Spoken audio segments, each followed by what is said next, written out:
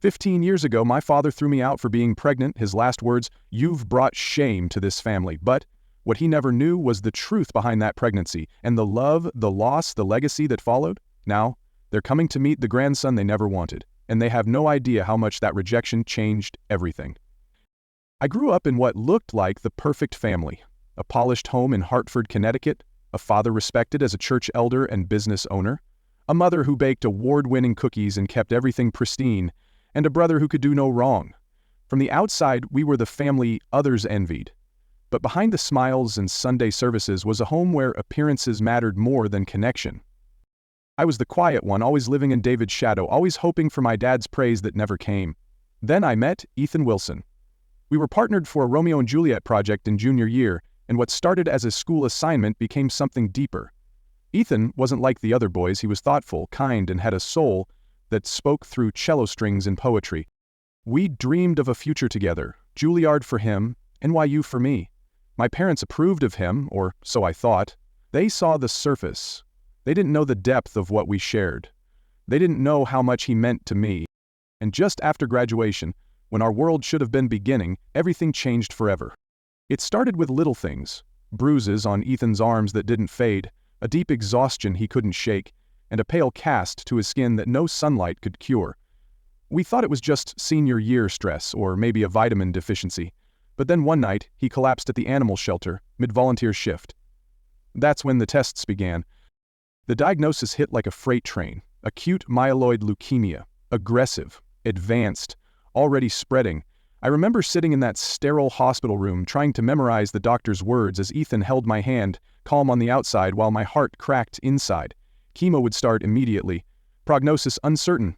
A long road ahead. Later that night, alone behind the curtain of machines and IV bags, Ethan let the fear out. "I'm not afraid to die, Lily," he whispered. "I'm afraid of being forgotten, of disappearing and leaving nothing behind." That's when he said it, that maybe if we created a child, a piece of him could live on. It wasn't impulsive, it wasn't reckless. It was the kind of decision two people make when they've seen death up close, and still choose love. 2 months later, I was pregnant. The second I saw the test result, I clutched my belly and cried, not from fear but from overwhelming love and sorrow.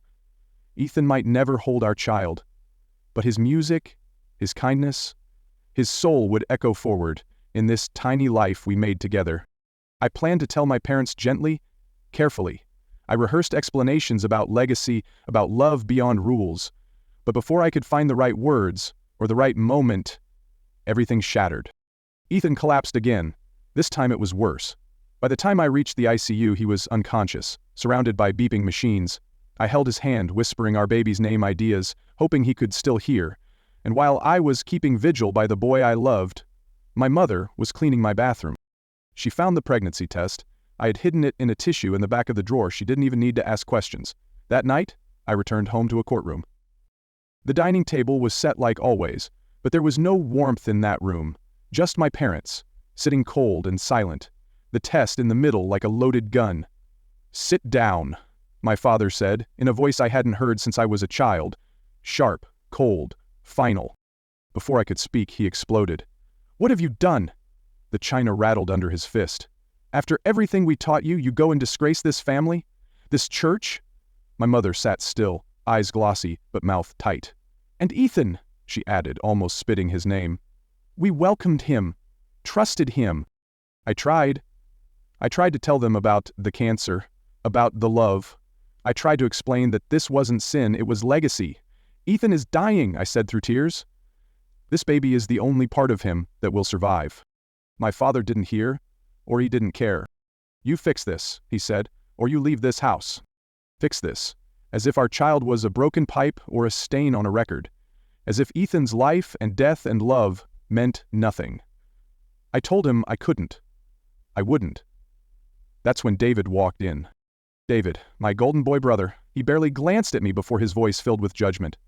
"Do you even care what this does to Mom and Dad's reputation, to the business?" That cut deeper than I expected. I had hoped, foolishly, that he might defend me. Instead, he piled on the shame. And my mother just watched. The woman who kissed my forehead after nightmares couldn't even look me in the eyes. "I'll go," I said finally, my voice trembling but firm. But I'm not hiding. Ethan is dying. This child is his legacy. Still, they didn't hear. They didn't want to. I called Ethan's parents that night. They welcomed me immediately. "Come home," Claire said. "You and the baby are family. Always." It was the first time I exhaled in days. The next morning, I visited Ethan, barely awake and visibly weaker. I told him everything. He cried. I cried. "I'm so sorry, Lily," he whispered. "This is all my fault." "No," I said, pressing his hand to my belly. "You are not a mistake. This baby is not a mistake." He closed his eyes, tired, but held my hand. "Promise me you'll keep our child safe. Tell them about me. Make sure they know I was real." "I promise." That afternoon I returned to pack. I hoped for silence. Instead, my father was waiting in the living room, still fuming, still proud. "So, you've chosen shame," he said. I shook my head. "No, Dad. I chose love." "You chose your reputation over your own child." He shouted, but I kept walking. Then David stepped in front of the stairs, holding my phone. "I read your messages. There's nothing in here about cancer." "You're lying." My breath caught. "We talk in person, or Ethan's parents call. You went through my phone?" "You left us no choice," he snapped. "No," I said quietly. "You just didn't want to face the truth. You wanted an excuse to hate me." I pushed past him and packed what little I could. When I came downstairs, my mother was waiting, eyes rimmed red. "Lily, please," she whispered. "Don't throw your life away." "I'm saving it, Mom," I said. "I'm saving Ethan's too." As I opened the front door, my father stood blocking the threshold. "If you walk out with that shame, you are no longer my daughter." I looked at the man who raised me, the man who used to lift me onto his shoulders after Sunday service. "You stopped being my father the moment you turned your back on love."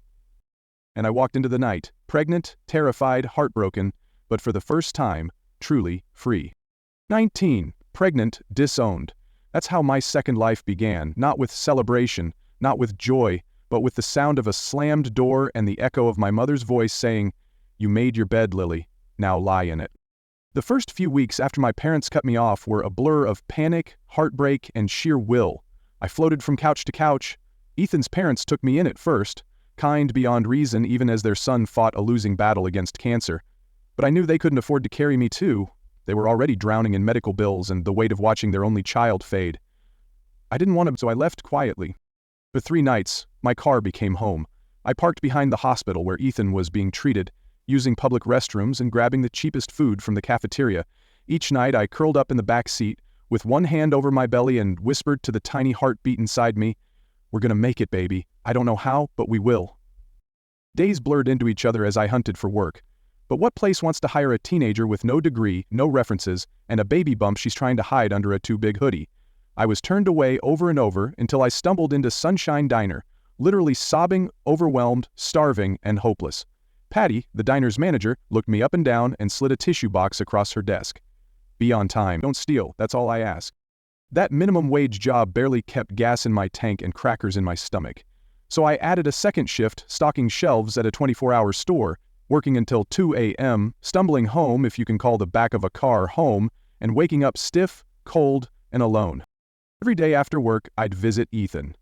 I watched the strongest person I knew slowly break down, piece by piece.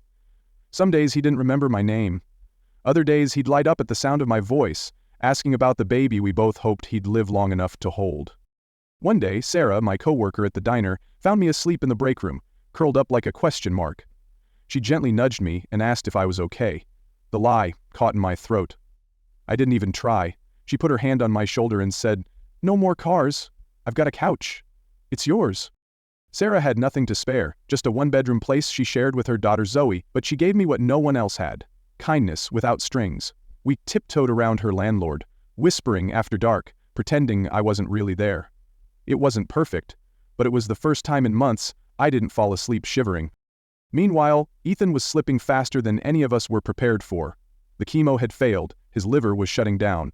One night, Claire, his mom, called me. "Come now," she whispered. "It's happening." I ran out of the diner mid-shift, driving through sheets of rain so heavy I could barely see. I just kept praying, "Let me get there. Please, let me say goodbye." He was conscious when I arrived, barely. His skin was gray, his body thin like parchment. But when he saw me, he smiled. A real, aching smile. "Beal," he whispered, reaching for my belly. I guided his hand to where our baby had just kicked. His lips twitched into a faint smile. "Strong," he murmured. "Like you." We sat there for hours, his hand resting on my belly, our tears mingling in silence. Then, just after midnight, he looked at me, eyes sharp for the first time in days. "Promise me," he said. "Tell our baby who I was, how much I wanted to stay." "I promise," I cried, gripping his hand. "They'll know everything." Then, with trembling fingers, he reached under his pillow and pulled out a small velvet box. Inside was a delicate ring, a single sapphire set in silver. "My grandmother's," he whispered. "I wanted to do this right." I slid it on and nodded, too broken to speak. "I love you, Lily Jenkins," he said with sudden strength. "Since Romeo and Juliet. Always." That was the last full sentence he ever spoke. By morning, Ethan was gone. Gone before he could hold our child. Gone before I could even begin to understand what a world without him would look like. The funeral was a blur. I stood between his parents, as family, belly swollen, tears endless. My own parents didn't show. My father, an elder at that very church, refused to attend his daughter's shame. 2 weeks later, I got a letter from the hospital. Ethan had been part of an experimental treatment. Because he listed me as his fiancé, I was entitled to $3,000, 0 cents in compensation. It wasn't much, but to me, it felt like the universe throwing me a lifeline. Then, labor. Premature, terrifying. I was alone until Claire rushed in like a guardian angel. 26 hours of pain, blood, fear. And then, Noah James Jenkins entered the world. He was tiny, 6 weeks early, 5 pounds of fierce fight. And when they laid him on my chest, all I could do was cry. "We made it, baby. We're here." But even miracles come with price tags. Claire and William had to move to Arizona for work. They cried as they kissed Noah goodbye. "We'll send money, we'll visit, your family," Claire said. But I knew it meant another goodbye. The money from the hospital went fast. Diapers, food, rent. Depression crept in like fog. Some days, I couldn't even change out of my pajamas. I mailed a photo of Noah to my parents, a simple note on the back, "Your grandson, born December 12th. No response, so I drove there myself. One Sunday afternoon, heart in my throat, Noah in my arms. My father answered the door. His eyes flickered to mine, then the baby. Then, flatly, "We have nothing to say to you." And he shut the door. Behind the curtain, I saw my mother's face. But she didn't come out, and my brother David walked right past us, like I was a ghost. That day, I realized whatever family I needed, I'd have to build from scratch. Then the final blow, Sarah's landlord found out. I had to leave immediately. That same week, Noah spiked a 103 EG fever. I threw our things into trash bags, praying my car would get us to the hospital. It didn't. It died halfway there. Smoke pouring from the engine. On the side of the road, my baby burning up, my car dead, my hope in ashes. I broke. I laid my head on the steering wheel and wept like I'd never wept before. "I can't do this," I whispered. "I can't do this alone." Then, a knock. My high school Spanish teacher, Mrs. Lopez. She saw me, recognized me, saved me.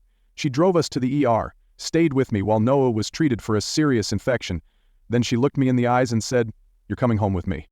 She gave us her finished basement. Clean, warm, safe.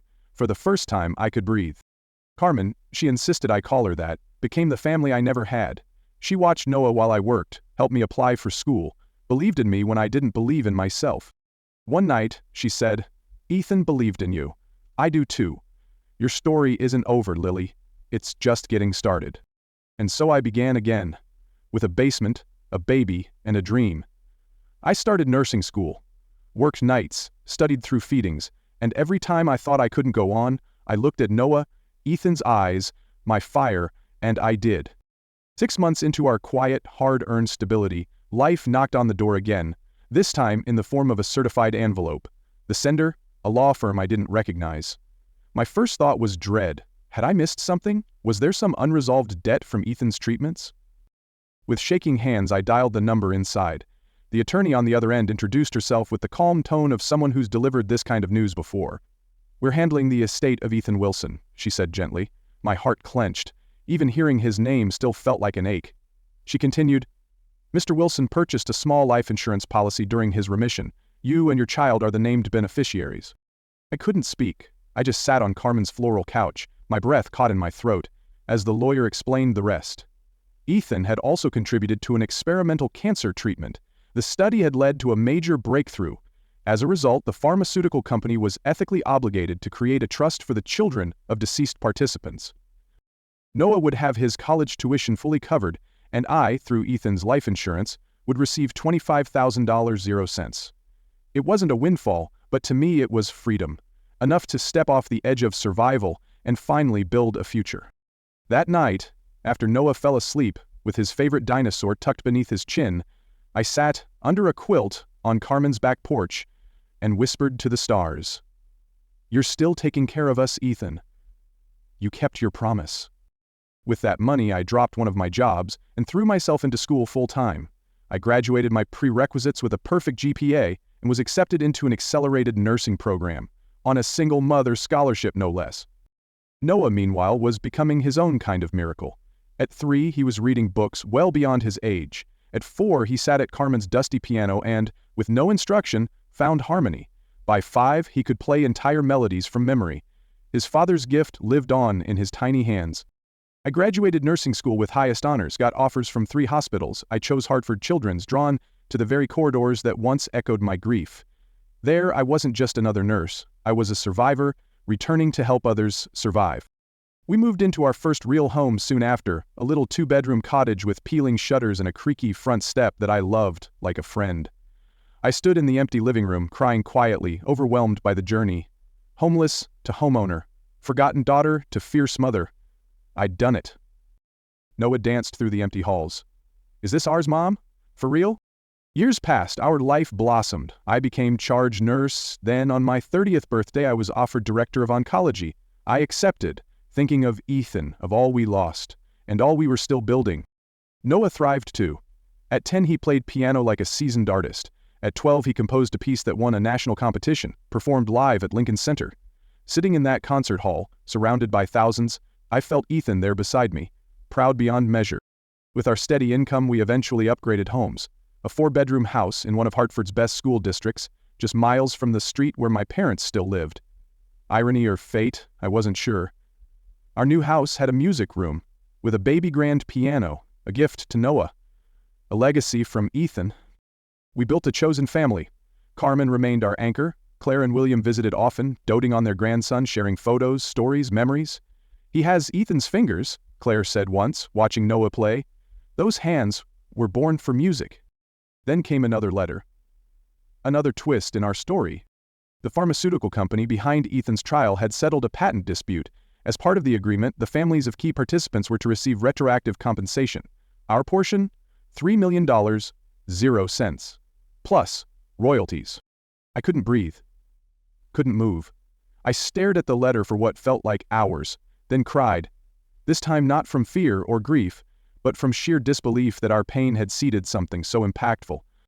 With guidance, I created the Ethan Wilson Memorial Foundation, a nonprofit helping families of young cancer patients with real-life costs, travel, housing, food, childcare, the stuff no one plans for, but everyone faces. The foundation's first project? A housing complex near Hartford Hospital, free to families during pediatric treatment. We opened it on what would have been Ethan's 35th birthday. Noah cut the ribbon and performed an original song for his father.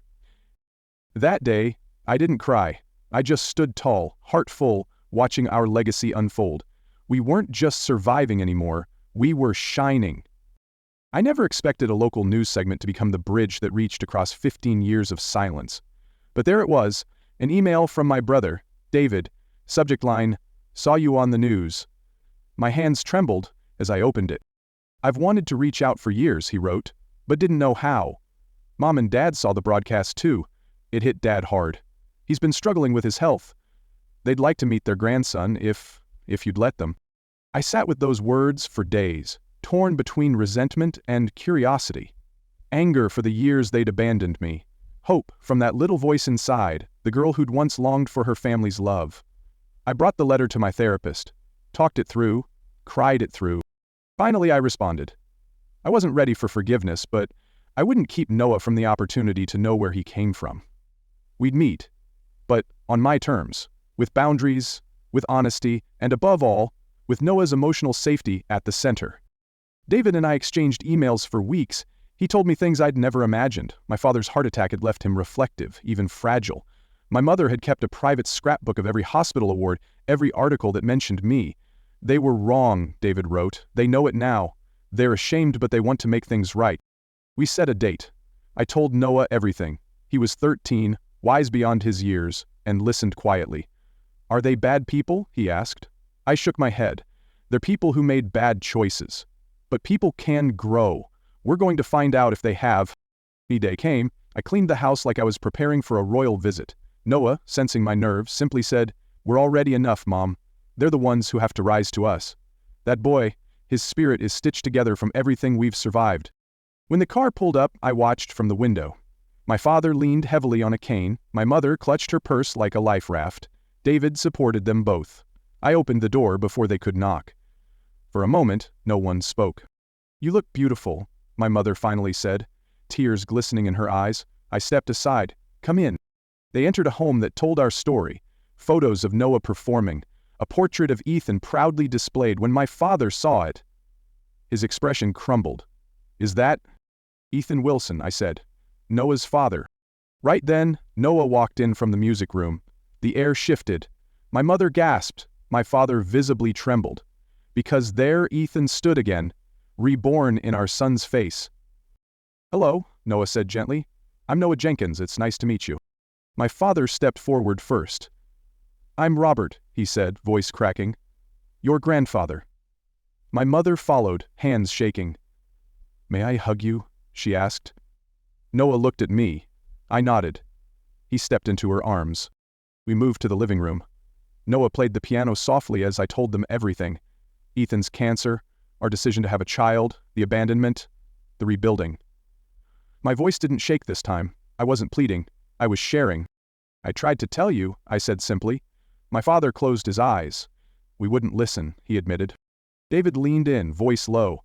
"I looked through your phone back then, not to help, but to disprove you. I convinced all of us you were lying because it was easier than accepting the truth."